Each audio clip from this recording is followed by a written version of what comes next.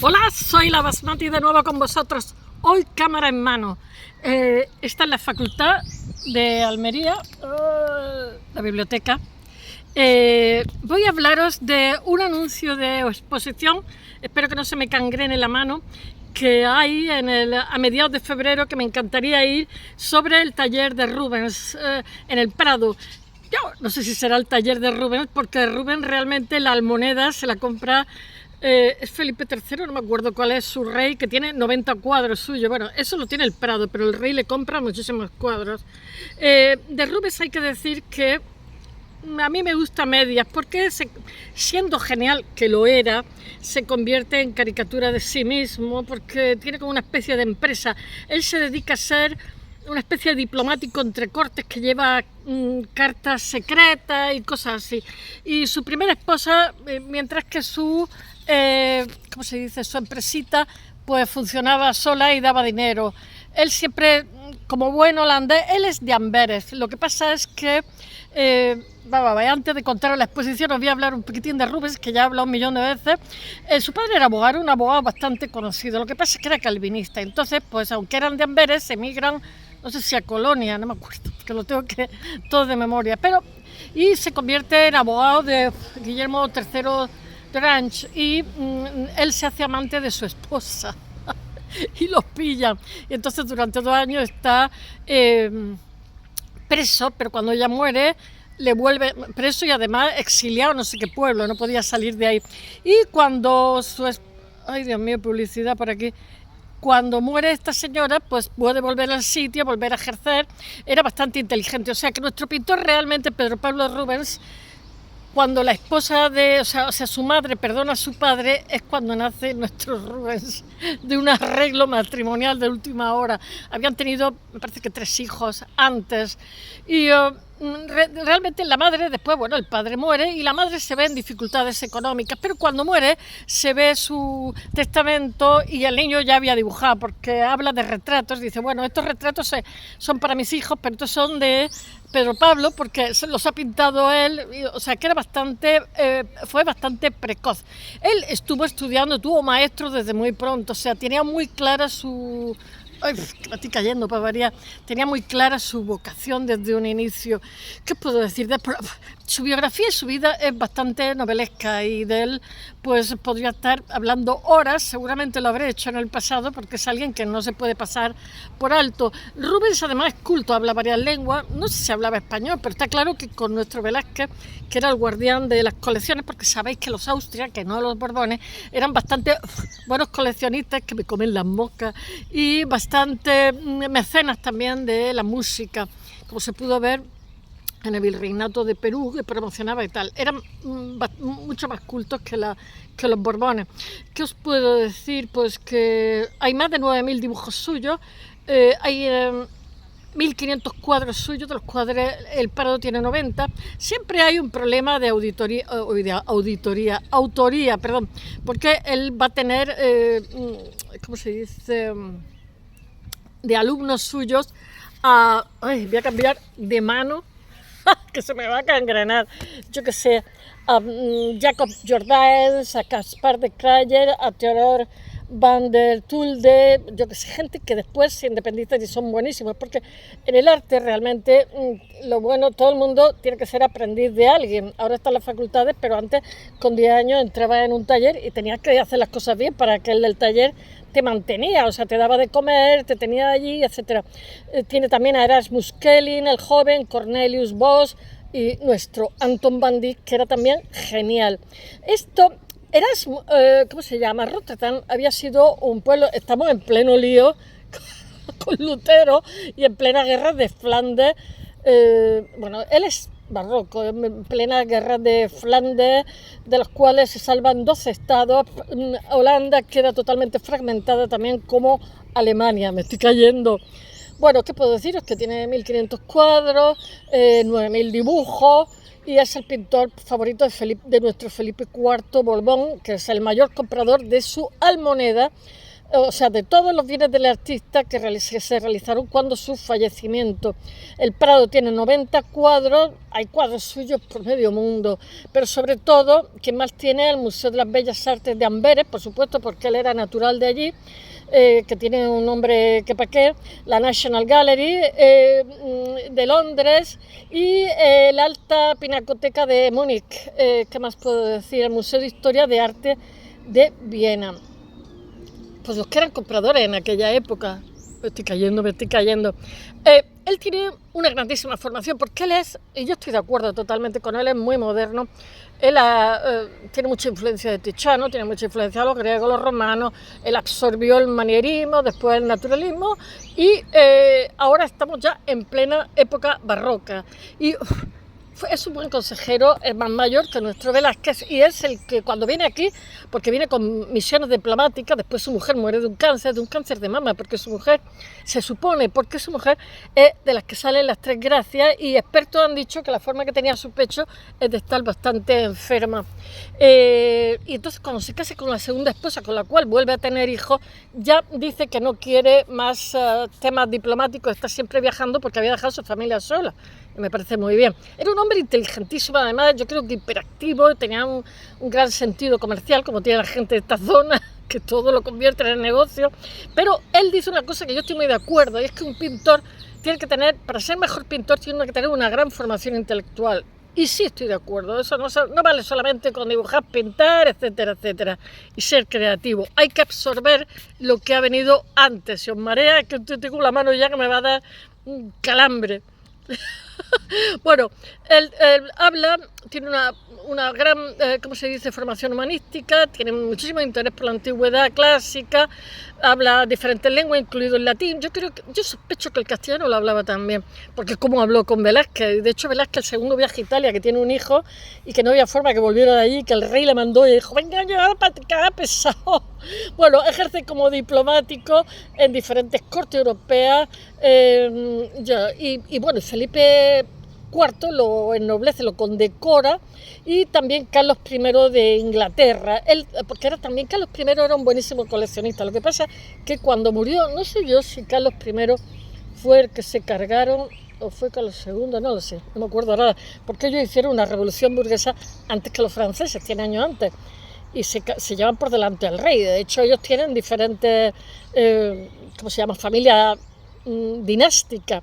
Bueno, y Eugène Delacroix, por hacer una introducción a lo que os voy a contar ahora, decía de Rubens que era el Homero. Era un grandísimo admirador suyo y decía que era el Homero de la pintura.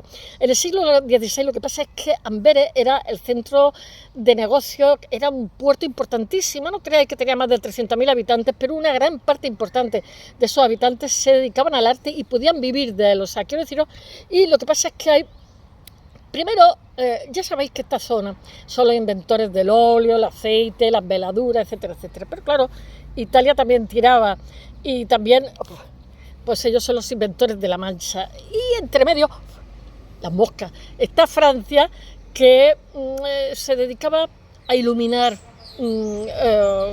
libros maravillosos, ¿no? Y claro, pero entonces hay una influencia entre el norte y el sur que se cruzan conocimientos, se cruzan técnicas y se cruzan motivos, composiciones, etcétera, etcétera, ¿no? Y bueno, Amberes lo que pasa es que llevaban mercancía de muchísimos países porque era un pueblo muy activo. Yo creo que sigue siendo un puerto muy activo. Y en Amberes lo que pasa es que había ingleses, genoveses, venecianos, portugueses, españoles, yo qué sé, de todos sitios.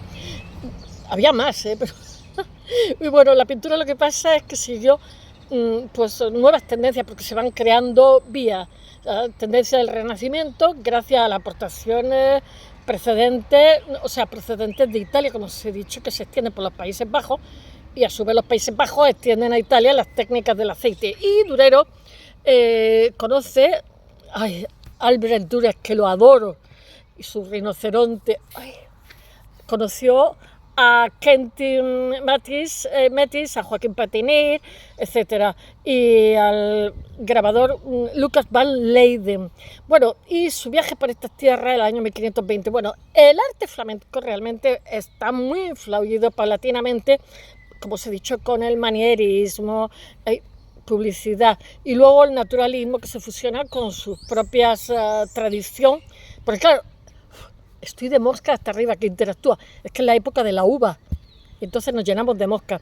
Bueno, con la llegada de Bruegel el Viejo, que era también otro industrial del arte, el arte flamenco, lo que pasa es que toma su propia vía, su propio rumbo, que es muchísimo más fuerte.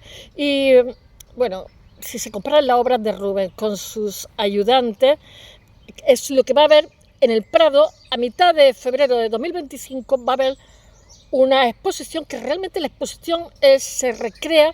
Yo creo que se la han inventado ellos aquí para nosotros, porque tienen 90 cuadros de Rubens, ¿no? Recrea lo que era el atelier de Rubens, o sea, su estudio. Y entonces, pues cuando van a mirar los que vayan a ver la exposición, que me encantaría verla, lo que se van a encontrar es un taller donde hay vieira, hay ostras que utilizaba para mezclar pintura.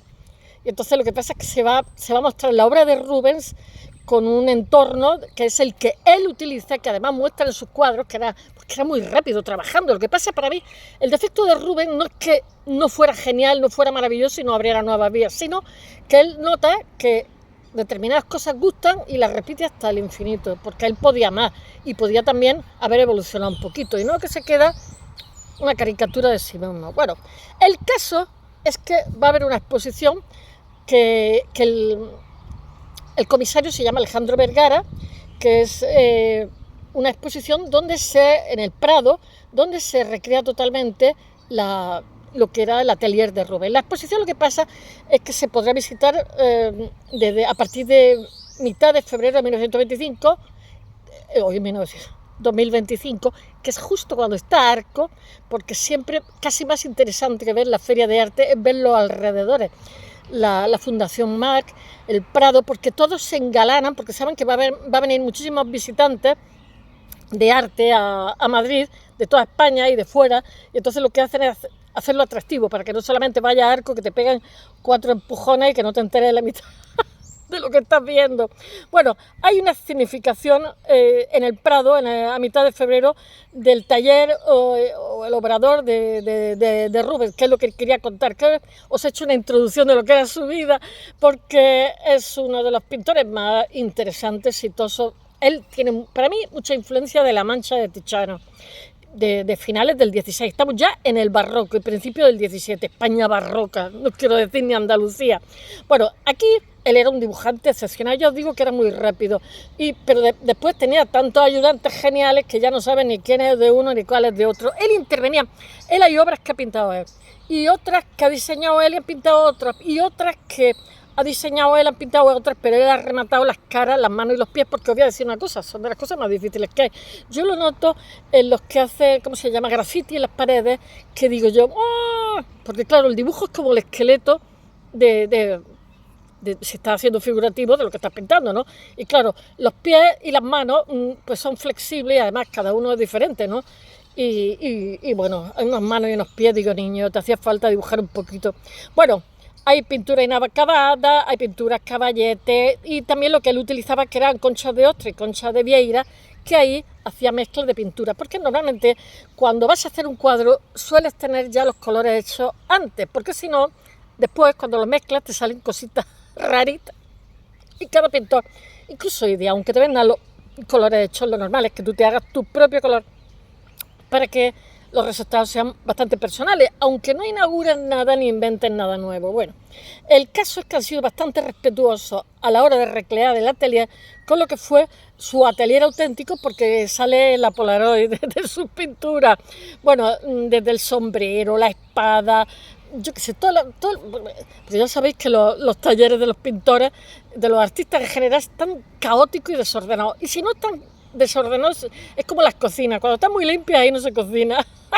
Bueno, está recreada a partir de sus autorretratos. Bueno, en torno al escenario de esta recreación que se ha hecho, hay más de 30 obras. Unas están hechas por él, otras están hechas por, ¿cómo se dice?, por sus ayudantes, y otras, y otras tienen otras colaboraciones. ¿qué puedo deciros? Que sobre uno de los caballetes, porque ya está hecha, ya está preparada, reposa. Hay también cuadros que están inacabados que permiten conocer el sistema de pintar. Es que a mí cuando me dicen, ay, estoy medio muerta, ¿eh? A mí cuando me dicen el sistema, que Rubens utiliza el sistema de capas para pintar, eso se llama veladuras. Que eso lo hacen también, no tenéis que ver más que el matrimonio Almonfini, que lo van pintando y pintando. Claro, eso consigue una cantidad de matices tremenda a la hora de hacer una pintura, porque las veladuras son muy tenues. Lo que pasa que yo no sé los secativos que utilizarían, porque para pintar un cuadro con veladuras sin secativo te pueden salir canas, pero bueno, algún sistema tenía que tener. El problema de los secativos, aquí la manu militari, es que si te pasas con ellos, el cuadro se craquela a los pocos años, o sea, se cae a trozos, lo digo porque lo he hecho. Y muchos cuadros los que se venden tienen exceso de secativo. Ahora mismo lo que hay en el mercado es convertir en resina la pintura al óleo. Entonces te venden un producto, no sé si se llama Adif o algo así, que le echas y lo conviertes el aceite lo que permite es que saca muchos matices con respecto, o sea, un cuadro con acrílico una pintura tapa la anterior, ¿no? Mientras que el cuadro con óleo, con aceite, lo anterior se suma a lo siguiente y eso siguiente se suma a lo siguiente y a su vez a lo siguiente. Y eso lo supieron hacer los holandeses, la gente de Flandes, con las veladuras. Bueno, así podía pintar la cara en el retrato de sus ayudantes, incluir fondos, paisajes. Normalmente en los talleres de los pintores, Goya, etcétera, había... yo qué sé, él tiene también mucha influencia de Leonardo, de Miguel Ángel, etcétera. Había el que hacía la cara de los bebés, el que hacía los paisajes. Leonardo hacía los paisajes cuando empieza de aprendiz. Bueno, hay cuadros que requieren el proceso de creación, por ejemplo, Mercurio, Argos, con materiales históricos realizados para la exposición de Jacobo Alcalde. Os voy a decir una cosa, de cuadros de Rubens se han perdido muchísimo por los bombardeos. O sea, por ejemplo, por el incendio que hubo de los Reales Alcázares aquí en España, que no sé si fue en el siglo XVII o por ahí. Se perdieron muchísimas obras y todavía tenemos muchas y después nos robaron los franceses y todavía siguen quedando muchas, yo no sé las que había, pero muchísimas. Se perdieron también la Segunda Guerra Mundial, ha habido también robos, en fin, menos mal que pintó mucho porque si no quedarían pocas cosas. Los cuadros de Rubens expuestos incluyen un par de obras inacabadas que permiten apreciar perfectamente las diferentes fases de elaboración de un cuadro. Hay dos versiones. Mirad, a mí todo eso no necesito que me lo expliquen porque como soy del ramo sé cómo es el proceso. Bueno, está el cuadro de Ana de Austria. Ya sabéis que en Flandes estaba la hermana del rey con anterioridad, era Felipe II, que le decía que por favor no fuera tan rígido con lo que estaba ocurriendo, porque entonces todavía, o sea, ese fanatismo religioso lo que hacía era todavía, ay madre mía que me tengo que ir a clase, lo que hacía era agudizar, enconar más la lucha entre calvinistas y católicos y tener más rebeliones, pero el rey no tuvo demasiado mano izquierda, no fue demasiado diplomático, metió la pata y todavía se generó más violencia y todavía, porque estos son los Países Bajos, están los Países Altos, que son Austria en compañía, y bueno, lo que hizo fue generar una ruptura. Ya sabéis que Lutero lo que hace, que estaba totalmente en contra de la corrupción que había en la Iglesia, lo que hace es que fragmenta la cristiandad. Pero bueno, ellos tienen, de hecho hay asalto a iglesias, destrucción de figuras, etcétera, etcétera. Y a partir de entonces, encima, en los Países Bajos, lo que pasa es que como ya no pintan iglesias, pues los artistas se tienen que buscar la vida con las pinturas de retratos gremiales, y hay montones. Ya sabéis, la lección de anatomía, ¿cómo se llama?